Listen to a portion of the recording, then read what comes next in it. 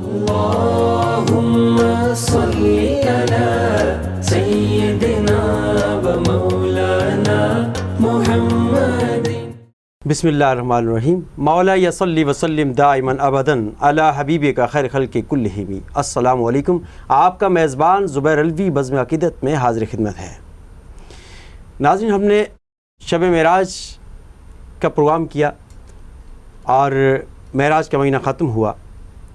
آج ہم شعبان میں موجود ہیں اور پچھلے مہینے میں ہم نے یہ حدیث بھی نقل کی تھی، روایت جو تھی ہم نے آپ تک پہنچائی کہ یا اللہ ہمیں ماہ رجب سے شعبان تک اور شعبان سے رمضان میں پہنچا دیں. یہ آپ صلی اللہ علیہ وسلم کی حدیث مبارکہ ہے. تو ہم شعبان میں داخل ہو چکے ہیں. شعبان کی اہمیت کیا ہے؟ آپ صلی اللہ علیہ وآلہ وسلم کا معمول شعبان میں کیا رہا؟ صحابہ کرام اور تبع تابعین شعبان المعظم میں کیا کیا کرتے تھے، ان کی عبادات کیا تھیں؟ اور اس کے ساتھ ساتھ جو ہمارے اس وقت مروجہ جو طریقہ ہے، جو ہم نے طریقہ اختیار کر رکھا ہے شعبان میں کہ پٹاخے، ہمارے نوجوان اکثر اس کو شغل سمجھتے ہیں، تفریح سمجھتے ہیں، اور یہ ہندوانہ رسومات ہماری سوسائٹی میں داخل ہو گئیں. اور کچھ ایسی رسومات، ایسے توہمات جن کا دین سے کوئی تعلق نہیں ہے، وہ بھی ہمارے اس معاشرے میں رائج ہیں. ہمارے اسٹوڈیو میں شعبان المعظم کے موضوع پر گفتگو کے لیے علامہ مفتی عبدالخالق صاحب تشریف فرما ہیں، جو شعبان کی اہمیت و فضیلت کے بارے میں آپ کو بتائیں گے. اور ہدیہ نعت کے لیے بین الاقوامی شہرت یافتہ ثنا خواں جناب وسیم عباسی نقشبندی صاحب. علامہ صاحب، اس سے قبل کہ ہم اپنے موضوع کی جانب آئیں، اور ہمارے پاس بین الاقوامی شہرت یافتہ ثنا خواں موجود ہیں، تو میں یہ چاہوں گا کہ آپ کی اجازت سے حمد کا نذرانہ پہلے پیش کریں، اس کے بعد انشاءاللہ ہم سوال و جواب کی اجازت جی. اول حمد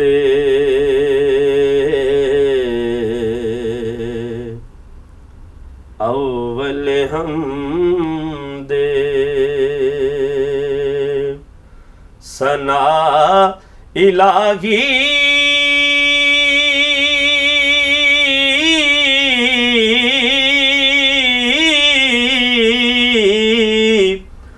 جو مالک ہر دا اس دا نام چتارن والا، اس دا نام چتارن والا، کسے میدان نہیں ہردا. کیا بات! عدل کرے تا تھر تھر کمبے، مولا اونچیاں شاناں والے، فضل کرے تا بخشے جاویں، ہو ربا میں ورگے منہ کالے، فضل کرے تا بخشے جاویں، ہو ربا میں ورگے منہ کالے. لوکی مینوں لوکی مینوں آن ڈرایا،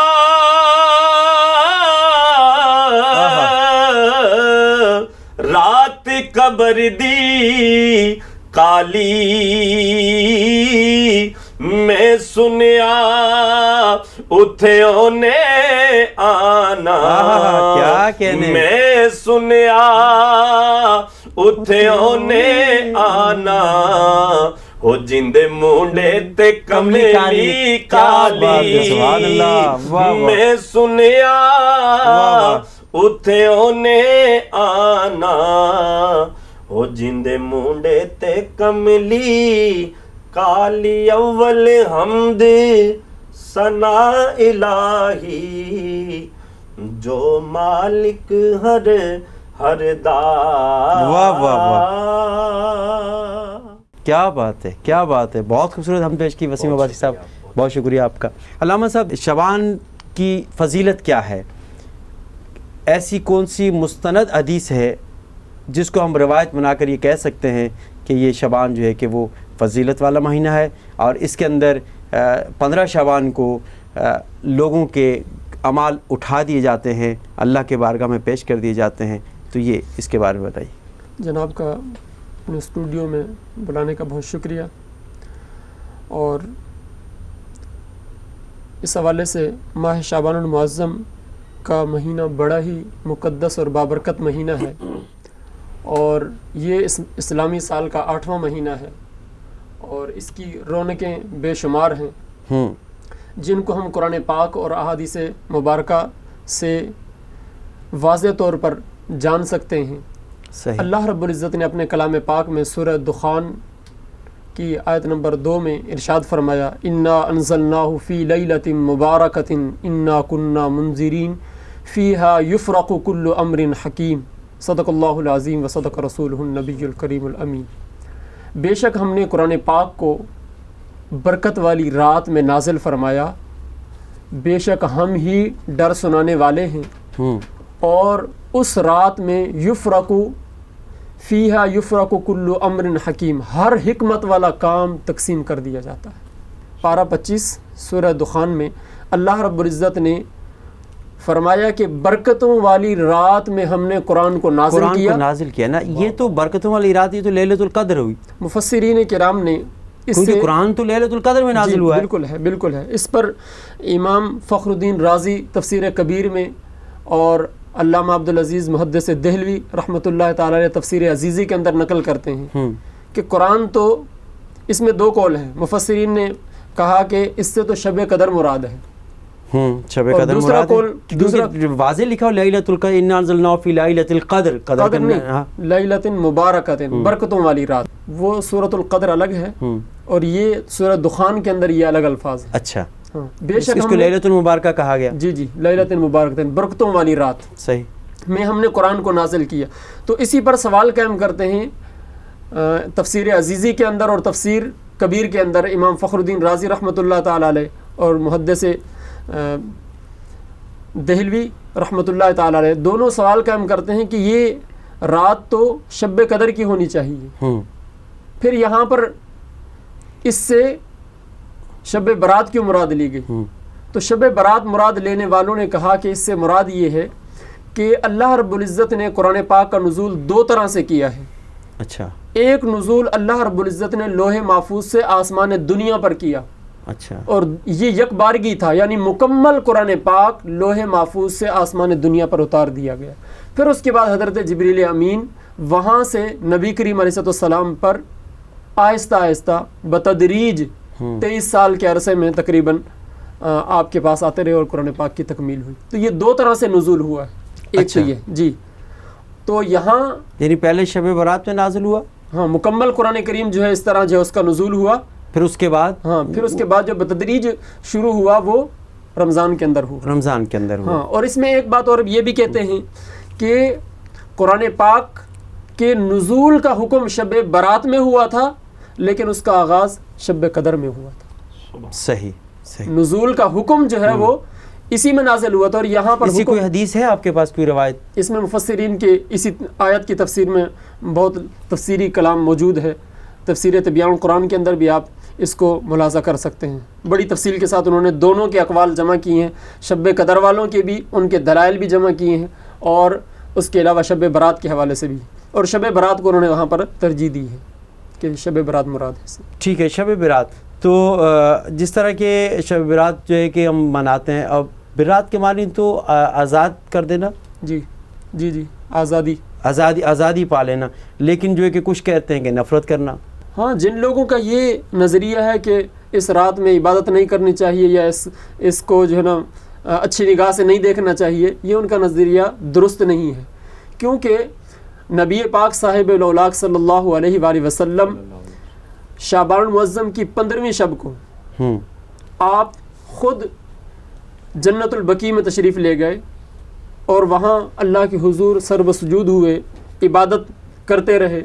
اور حضرت اماں عائشہ صدیقہ رضی اللہ تعالی عنہ آپ نے جب اپنے بستر پر نہ پایا تو آپ تلاش کرنے نکلی، یہاں تک کہ جنت البقیع میں پہنچی، قبرستان میں، اور وہاں پر نبی کریم علیہ السلام کو جب دیکھا تو آپ اللہ کے حضور سر بسجود تھے. اور پھر نبی کریم علیہ السلام جب وہاں سے اللہ کی عبادت سے فراغت پائی اور پھر اس کے بعد آپ نے دیکھا تو پوچھا کہ آپ جانتی ہیں کہ یہ کون سی رات ہے؟ اس رات میں اللہ رب العزت آسمان دنیا پر نزول فرماتا ہے اور پھر پوچھتا ہے. میں یہ چاہ رہا ہوں کہ آپ یہ حدیث پوری سنا دیں. ہاں، اس حوالے سے حضرت ام المومنین عائشہ صدیقہ رضی اللہ تعالی عنہا سوال کرتی ہیں کہ یا رسول اللہ صلی اللہ علیہ وسلم کہ اللہ رب العزت نے آپ کے صدقے آپ سے پہلوں اور بعد والوں کے گناہ معاف کر دیے، تو پھر آپ اتنا عبادت کر رہے ہیں، اس کی کیا وجہ ہے؟ ساری رات جا کر آپ عبادت کر رہے ہیں. آپ کے صدقے جی پہلے والوں کے، آپ سے پہلوں کے، آنے والوں کے گناہ معاف کر دیے، کیونکہ نبی کے گناہ تو ہے ہو ہی نہیں سکتے. بالکل، نبی تو معصوم ہے. جب معصوم نہیں رہا تو پھر نبی کیسے ہوگا؟ معصوم ہوتے ہیں. یہ عقل میں بات نہیں آ رہی، سمجھ میں بات نہیں آ رہی. اور کچھ نادان یہ کہہ رہے ہیں کہ وہ اس کو الٹا مفہوم بیان کر رہے ہیں، لوگوں کو گمراہ کر رہے ہیں. آپ صحیح حدیث جس طرح آپ نے فرمائی. جی تو آپ کے صدقے آپ سے پہلوں اور بعد والوں کے گناہ اللہ نے معاف کر دیے ہیں، تو پھر آپ اللہ کی عبادت میں اتنا زیادہ کوشش فرما رہے ہیں، تو اس کی کیا وجہ ہے؟ نبی کریم علیہ السلام نے ایک ہی جملہ ارشاد فرمایا، ان اکون عبدا شکورا، کہ میں اللہ کا شکر گزار بندہ نہ بنوں. صحیح. تو اللہ کا شکر گزار بندہ بننے کے لیے میں عبادت میں کثرت کر رہا. اچھا، اور پھر آپ نے یہ بھی فرمایا کہ قوموا لیلکم وصوموا نہارکم، رات کو شب بیداری کرو، 15 شعبان معظم کی رات کو شب بیداری کرو اور اس کے دن کو روزہ رکھو. دن کو روزہ رکھو. آپ صلی اللہ علیہ وسلم کا معمول تو یہ تھا کہ آپ نے شعبان میں کثرت سے روزے رکھے. بالکل. کوئی دن آپ نے مخصوص نہیں کیا کہ یہ 15 شعبان ہی کو روزہ رکھنا ہے. تو آج یہ امت صرف 15 شعبان ہی کو روزے کیوں رکھتی ہے؟ یہ کیوں نہیں سوچتی کہ آپ نے تو پورا مہینہ روزے رکھے؟ اور جبکہ عبادت کا حکم یہ ہے کہ آپ بیٹھتے لیٹے کروٹوں کے بال ہر وقت اللہ کا ذکر کرو، اللہ کی عبادت کرو، تو ایک ہی دن مخصوص کیوں کر لیا ہے؟ ہاں، اس حوالے سے اصلاح کی ضرورت ہے کہ نبی کریم علیہ السلام کا جو معمول تھا، جس کو حضرت ام عائشہ صدیقہ رضی اللہ تعالیٰ عنہ نے آپ سے سوال کے ذریعے پوچھا کہ آپ کو میں شعبان کے مہینے میں کثرت سے روزے رکھتا ہوا دیکھتی ہوں، اس کی کیا وجہ ہے؟ پھر نبی کریم علیہ السلام نے اس کی برکتوں کی طرف اشارہ فرمایا کہ یہ مہینہ بڑی برکتوں والا ہے، اس لیے میں اس کے اندر زیادہ روزے رکھتا ہوں. اور پھر اس میں ہم میں سے جو افراد طاقتور ہیں، طاقت رکھتے ہیں جسمانی اعتبار سے، اور وہ روزہ رکھ سکتے ہیں شعبان کے مہینے کے اندر بھی کئی روزے رکھ سکتے ہیں، تو ان پر لازم ہے کہ وہ نبی علیہ السلام کی سنت کو زندہ کریں، اور وہ رمضان سے پہلے شعبان کے مہینے کے اندر مختلف دنوں میں وہ روزے رکھیں اور نبی علیہ السلام کی سنت کو زندہ کریں. ہاں، باقی ہمارے ہاں ایک چیز یہ دیکھی جاتی ہے کہ شعبان المعظم کی 15ویں شب کے بعد جو 15 کا دن ہوتا ہے اس کو روزہ رکھا جاتا ہے. یہ بھی درست نہیں. روزہ ایک دن نہیں بلکہ 2 دن رکھنا چاہیے، کیونکہ نبی کریم علیہ السلام نے فرمایا کہ اس رات کے اندر لوگوں کے اعمال اٹھائے جاتے ہیں، پھر ان کو ان کے رزق کے بارے میں تقسیم کر دی جاتی ہے کہ کس کو کتنا رزق ملے گا، کون شخص زندہ رہے گا، کون فوت ہو جائے گا. اور یہاں تک کہ لوگ جو ہے وہ نکاح کرتے ہیں، ان کی اولاد بھی ہوتی ہے، لوگ اس میں خوش ہوتے ہیں، مگن ہوتے ہیں، لیکن یہ نہیں پتا کہ اس رات کے اندر ان کی موت لکھ دی جاتی ہے، ان کی روح قبض کر لی جائے گی. اور یہ بھی لکھا جاتا ہے کہ کون کون لوگ حج کریں گے اس سال کے اندر. ٹھیک ہے، یہ سارا کچھ لکھا جاتا ہے.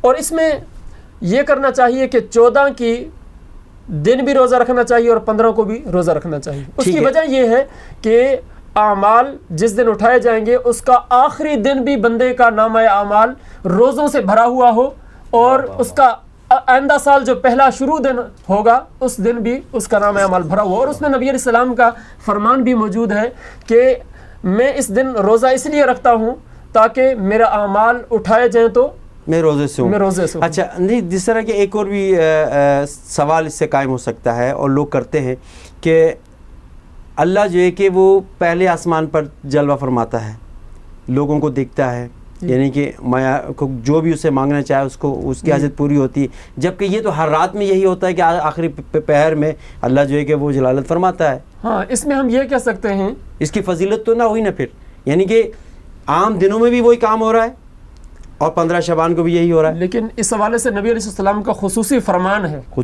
خصوصی فرمان ہے کہ اس رات نزول فرماتا ہے۔ ویسے تو فرماتا ہے ہر رات تہجد کے وقت میں، رات کے آخری پہر کے اندر اللہ رب العزت اعلان کرتا ہے کوئی ہے بخشش طلب کرنے والا اسے بخش دیا جائے، کوئی ہے مانگنے والا اسے دے دیا جائے، تو کوئی ہے رزق طلب کرنے والا اس کو عطا کر دیا جائے۔ تو یہ تو کوئی ہے گناہوں سے بخشش چاہنے والا اس کے گناہوں کو معاف کر دیا جائے، یہ تو اعلان ہوتا ہے۔ لیکن حضور صلی اللہ علیہ وسلم کا اس رات میں خصوصیت کے ساتھ فرمانا اس شعبان معظم کے رات کو مزید خصوصیت عطا کر دیتا ہے۔ اچھا، اور اس کے ساتھ جو ایک اس رات کو خاص عبادت کا کوئی حکم ہے کہ خاص نوافل پڑھے جائیں؟ لوگ کہتے ہیں کہ 100 نوافل پڑھ لیں گے یا 50 نوافل پڑھ لیں گے یا 10 نوافل پڑھ لیں تو اس سے یہ ہو جائے گا، تو کیا کوئی خاص کسی عبادت کا ذکر اللہ نے فرمایا ہے یا صرف جو ہے کہ آپ نے توبہ استغفار پڑھنا ہے اور اس طرح کی عبادت ہے؟ اس میں مطلقاً ہے، کسی عبادت کی تخصیص نہیں ہے۔ نبی کریم علیہ السلام جنت البقیع قبرستان کے پاس آپ اللہ کے حضور عبادت میں مصروف تھے، ایک ہمیں یہ عمل معلوم ہوتا ہے۔ تو اس میں آپ نوافل بھی پڑھ سکتے ہیں۔ جن لوگوں کے فرائض رہتے ہوں انہیں چاہیے کہ وہ فرائض ادا کریں، اپنی قضا نمازیں جن کی رہتی ہوں وہ اس رات کے اندر وہ فرض ادا کریں تاکہ وہ ان کے ذمے سے وہ اتر جائے۔ یہاں پھر کراس کوشچن ہے، یہاں پھر کراس کہ ایسا تو کوئی حکم نہیں ہے کہ قضا نماز ادا کرے، کون سی حدیث ہے ایسی؟ ہاں، اس میں علی طلاق ہم مطلقاً کہہ رہے ہیں، کیونکہ جو بوجھ ان کے اپنے ذمے ہے جب تک اس کو اتاریں گے نہیں وہ نہیں اترے گا۔ جیسے آپ نے کسی کا قرضہ دینا، اس کو ہم یوں سمجھ لیتے ہیں، اس کو یوں سمجھ لیتے ہیں کہ آپ کو وقت نہیں ملا، جی ٹھیک ہے نا، ڈیلی آپ کی جو نمازیں قضا ہو رہی ہیں، بہتر تو یہ ہے کہ آپ روزانہ نماز اپنی قضا کر کے سوئیں۔ اگر نہیں مکمل پڑھ کے سوئیں، مکمل پڑھ کے قضا ہونے ہی نہ دیں۔ اگر قضا ہو گئی تو آپ اس کو پڑھ کے سوئیں، جی قضا کر کے سوئیں، تو آپ کو ویسے پوری زندگی میں یا پورے سال میں ٹائم نہیں مل رہا، لیکن آج کی ایک رات ایسی مل رہی ہے، 15 شعبان کی ایک ایسی رات مل رہی ہے جو سب لوگ عبادت کر رہے ہیں، تو آپ بھی اپنی قضا نمازیں ادا کر لیں۔ یعنی کہ یہ فضیلت والا عمل ہے، یہ کوئی ایسی روایت یا کوئی ایسی چیز نہیں ہے کہ اس کو ہم پیش کر سکیں۔ ہاں، کریں گے تو آپ کو ثواب ملے گا۔ باقی یہ ہے کہ اس حوالے سے روض الافکار کی ایک روایت ہے، حضرت عیسیٰ علیہ السلام کو ایک گنبد دکھایا گیا اور آپ نے جب اسے دیکھا تو آپ کو بڑا ہی خوبصورت نظر آیا۔ آپ نے اس کا ارد گرد چکر لگایا، اس کو دیکھا اور بڑی اس کو دیکھ کر اس کی خوبصورتی پر حیران ہونے لگے۔ اور پھر اس کے بعد اللہ رب العزت نے اس پتھر کو، اس چٹان کو جو ایک گنبد نما تھی، اس کو ایک جانب سے تھوڑا سا ایک چٹان نکلی وہاں سے اور اندر سے ایک شخص نکلا، بزرگ تھا۔ یہ بھی اللہ رب العزت نے حضرت عیسیٰ علیہ السلام کے مزید تعجب میں اضافہ کیا۔ اور پھر جب وہ بزرگ نکلا اندر سے تو وہاں پر اس سے آپ نے پوچھا کہ آپ یہاں پر کیا کرتے ہیں؟ باہر سے نہ تو آکسیجن جانے کا کوئی راستہ ہے، نہ ہوا جانے کا راستہ ہے، نہ اندر سے کچھ باہر آ سکتا ہے، تو پھر آپ یہاں کیا کرتے ہیں؟ انہوں نے کہا کہ مجھے 400 سال کا عرصہ گزر گیا ہے اور میں یہاں اللہ کی عبادت میں مصروف ہوں، دن میں بھی اللہ کی عبادت ہے، رات میں بھی اللہ کی عبادت ہے۔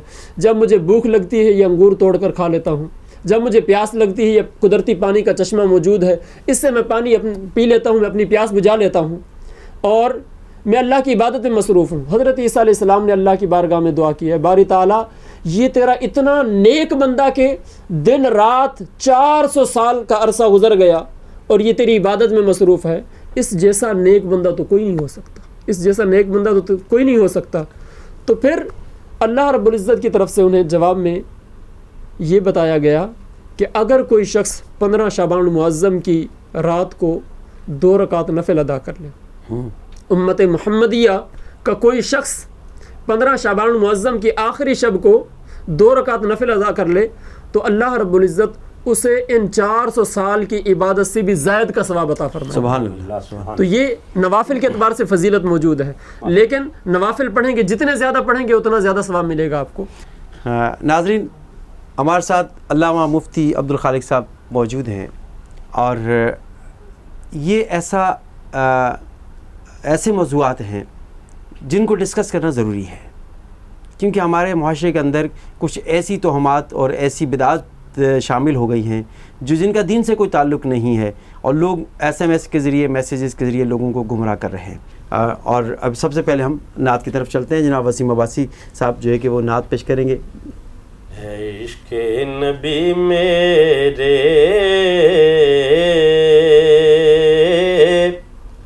دل میں بھی سما جانا، واہ، ہے عشق نبی میرے دل میں بھی سما جانا، واہ، اے عشق نبی میرے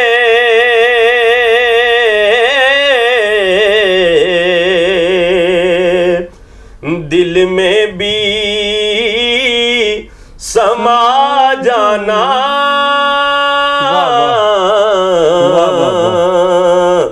دل میں بھی سما جانا، مجھ کو بھی محمد کا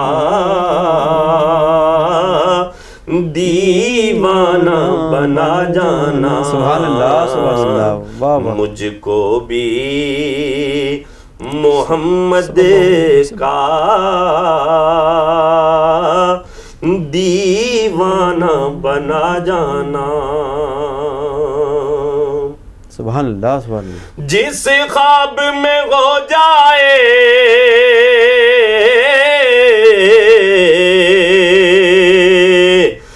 دیدار نبی حاصل، واہ واہ واہ واہ، کیا کہنے، کیا کہنے، جس خواب میں ہو جائے دیدار نبی حاصل، ہے عشق کبھی مجھے کو نیند ایسی سلا جانا، کیا بات ہے، کیا بات ہے، اے عشق کبھی مجھے کو نیند ایسی سلا جانا، قدرت کی نگاہیں جس چہرے کو تکتی تھی، کیا کہنے، کیا کہنے، قدرت کی نگاہیں جس چہرے کو تکتی تھی، اس چہرہ انور کا دیدار کرا جانا، کیا کہنے، کیا کہنے، بہت اچھے، اس چہرہ انور کا دیدار کرا سبحان اللہ، جانا، سبحان اللہ، کیا بات ہے، کیا بات ہے، مجھ کو بھی محمد کا دیوانہ بنا جانا، اے عشق نبی میرے دل میں بھی سما جانا، کیا بات ہے، کیا بات ہے، بہت بہت بہت شکریہ۔ جس خواب میں دیدار نبی ہو حاصل، اے عشق نبی مجھ کو نیند ایسی سلا جانا، کیا بات ہے، کیا بات ہے وسیم بھائی، آپ نے تو بہت خوبصورت کلام پڑھا اور ایمان کو تازہ کر دیا، جزاک اللہ۔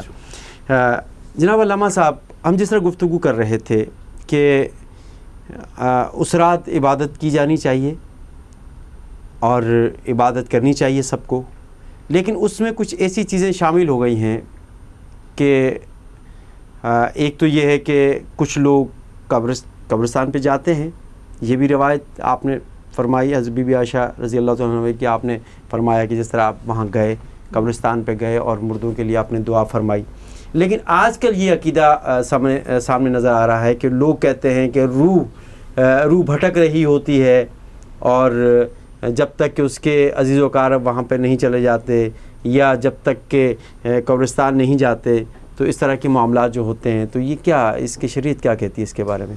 اس حوالے سے لوگوں کے یہ توہمات ہیں کہ روح ان کی پھٹک رہی ہوتی ہے یا بلا رہی ہوتی ہے.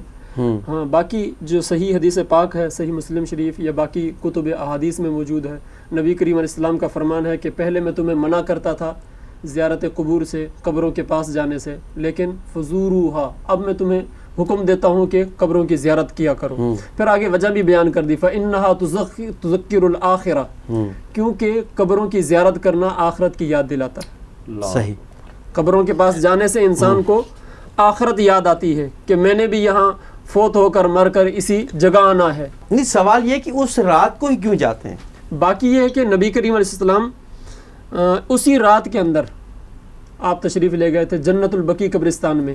عبادت آپ اپنے گھر میں بھی کر سکتے تھے، مسجد میں بھی کر سکتے تھے، کہیں پر بھی کر سکتے تھے، لیکن آپ کا اس رات میں خصوصیت کے ساتھ قبرستان میں جانا اس بات کی دلیل بنتا ہے کہ ایمان والوں کو بھی حضور کی سنت پر عمل کرتے ہوئے قبرستان جانا چاہیے.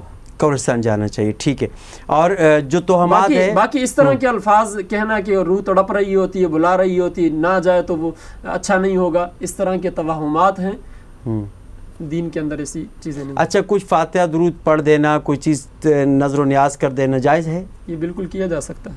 کہ یعنی کہ آپ اپنے گھر میں فاتحہ کر کے گھر میں پڑھ ایصال ثواب کر سکتے ہیں. ایصال ثواب تو جائز ہے نا؟ بالکل. جس طرح قرآن پاک کوئی شخص پڑھ کے، کوئی سورت پڑھ کے، سورہ فاتحہ پڑھ کے یا کوئی اور صورتیں پڑھ کے ایصال ثواب کر دے تو یہ جائز ہے. اسی طریقے سے کوئی کھانا رکھ کر دے، کوئی وہاں جا کر پڑھ لے فاتحہ تو یہ ٹھیک ہے، لیکن وہاں قبرستان کے اندر کھانا درست نہیں ہے. قبرستان سے باہر کھانا چاہیے.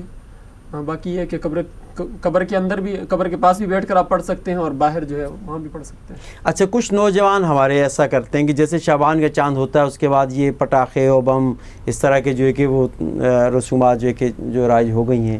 یہ ہمارے ہاں جو ہے مسلمانوں کے اندر ایک، حالانکہ یہ بڑی مقدس رات ہے اور اس حوالے سے ہم دیکھتے ہیں تو افسوس، صد افسوس ہی لگتا ہے بندے کو کہ جہاں ایک طرف مقدس رات ہے، اللہ کی نوازشیں اور عنایتیں اپنے بندوں پر ہو رہی ہے اور ان کے نامہ اعمال لکھے جا رہے ہیں کہ یہ لوگ کیا کیا کریں گے آنے والے وقتوں میں، اور یہ لوگ جو ہے وہ اپنی ان آتش بازیوں کے اندر مشغول ہوتے ہیں اور کھیل کود میں مشغول ہوتے ہیں اور نہ جانے کئی املاک کو نقصان پہنچا دیتے ہیں اسی ذریعے سے.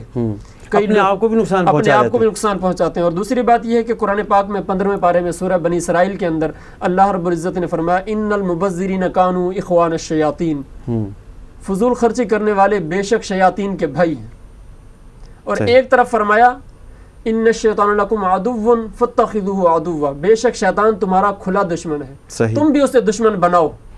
تو یہاں ایک طرف اللہ نے یہ حکم دیا کہ وہ تمہارا دشمن ہے، تم اسے دشمن بناؤ، اور یہ لوگ جو آتش بازی کرتے ہیں اس مقدس رات کے اندر وہ کیا کر رہے ہیں؟ وہ شیطان کو اپنا بھائی بنا رہے ہیں. صحیح. اور اللہ رب العزت نے فضول خرچی کرنے والوں کو شیطان کا بھائی قرار دیا. نہ صرف یہاں فضول خرچی جائز ہے، اسی طرح باقی معاملات کے اندر بھی فضول خرچی جائز نہیں. جس طرح کہ باپ جو ہے کہ مسجد جا رہا ہے، بھائی مسجد جا رہا ہے، لیکن اس کا بیٹا جو ہے کہ وہ آتش بازی کر رہا ہے اور پیسہ تو ظاہر باپ نے دیا ہے، تو یہ باپ کی ذمہ داری بنتی ہے، گھر کے اندر جو سربراہ ہے اس کی ذمہ داری بنتی ہے کہ وہ اس طرح کی جب شیطانیت کے کام آئے ان سے منع کرے. بالکل منع کرے اور بچپن سے ہی منع کرنا شروع کر دے تاکہ بالغ ہونے کے بعد یہ نوبت ہی نہ آئے کہ وہ بڑے ہو جائیں اور خود پھر کرنا شروع کر دیں اور اب آپ کا ہاتھ روکنے سے بھی قاصر ہو. صحیح. تو پھر مزید جو ہے نا مشکل ہو جائے گی. جس طرح کہتے ہیں کہ ایک شاخ پودا ہے، چھوٹا ہے تو اس کو آپ جدھر موڑنا چاہو موڑ سکتے ہو. تو اسی طرح بچوں کی تربیت اس انداز سے کریں کہ چھوٹے ہوں تو ان کی تربیت شروع کر دیں. وہ جس طرف جس نہج پر آپ چلانا چاہیں گے تو اس طرف چل سکیں گے. لیکن آپ بڑے ہو جائیں اور زیادہ بڑے ہو جائیں، بالغ ہو جائیں اور پھر اس کے بعد آپ کوئی بات کہیں گے تو وہ سنی انسنی کر دیں گے، عمل نہیں کریں گے.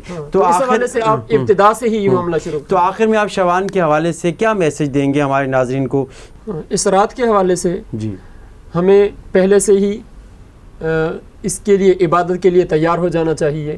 اور 14 کیونکہ اس مہینے کی جو ہے جمعرات اور جمعے کا دن، 14 جو ہے وہ جمعرات کو بن رہی ہے اور 15 جو ہے وہ جمعے کا دن بن رہا ہے. تو دونوں دنوں میں جو ہے ہمیں خصوصیت کے ساتھ روزہ رکھنا چاہیے. جو حضرات رکھ سکتے ہوں ان کو ضرور رکھنا چاہیے، اور جو نہیں رکھ سکتے مجبور ہیں تو وہ دل کے اندر بھی نیت کریں گے تو ان کو اللہ اس کا اجر دے گا۔ جزاک اللہ، بہت شکریہ آپ کی تشریف آوری کا، آپ تشریف لائے اور بہت خوبصورت انداز میں آپ نے اس لیلۃ المبارکہ اور شعبان المعظم کے بارے میں گفتگو فرمائی۔ جزاک اللہ۔ جناب وسیم عباسی صاحب، آپ نے کلام بہت اچھا پیش کیا، میں چاہتا ہوں کہ آپ مزید ہمارے اس پروگرام میں اپنی خوبصورت پڑھی ہوئی نعتوں میں سے کوئی ایک اچھا کلام آپ پیش فرمائیں تاکہ ہمارے ناظرین کا اور ہمارا ایمان تازہ ہو۔ ہوں خاک مگر عالم انوار سے نسبت ہے، ہوں خاک مگر عالم انوار سے نسبت ہے، ہوں خاک مگر عالم انوار سے نسبت ہے، ہوں خاک مگر عالم انوار سے نسبت ہے، میں کچھ بھی نہیں لیکن سرکار سے نسبت ہے، میں کچھ بھی نہیں لیکن سرکار سے نسبت ہے، میں خاک کا پتلا ہوں، وہ عرش کے رائی ہے، میں خاک کا پتلا ہوں، وہ عرش کے رائی ہے، اس پار کا باسی ہوں، اس پار سے نسبت ہے، اس پار کا باسی ہوں، اس پار سے نسبت ہے، ہم ماننے والے ہیں حسین ابن علی کے، ہم ماننے والے ہیں حسین ابن علی کے، حرف آئے اگر دین پر۔ علوی بھائی وہی آپ کی بات، کیا کہنے، جو حضور کی ناموس پر انگلی اٹھاتے ہیں تو ان کے لیے یہ جواب ہم دے رہے ہیں کہ ہم ماننے والے ہیں حسین ابن علی کے، حرف آئے اگر دین پر تو پھر دھار سے نسبت ہے، حرف آئے اگر دین پر تو پھر دھار سے نسبت ہے، میں کچھ بھی نہیں لیکن سرکار سے نسبت میری تو سرکار سے نسبت ہے، ہوں خاک مگر عالم۔ اپنے میزبان زبیر علوی کو اجازت دیجیے، انشاءاللہ اگلے پروگرام میں دوبارہ آپ کے ساتھ حاضر خدمت ہوں گے اور مزید گفتگو کریں گے، نئے موضوعات کے ساتھ، نئے مہمانوں کے ساتھ، نئے علماء کے ساتھ آپ کے سامنے حاضر ہوں گے۔ فی امان اللہ۔ اللہم صلی علی سیدنا و مولانا محمد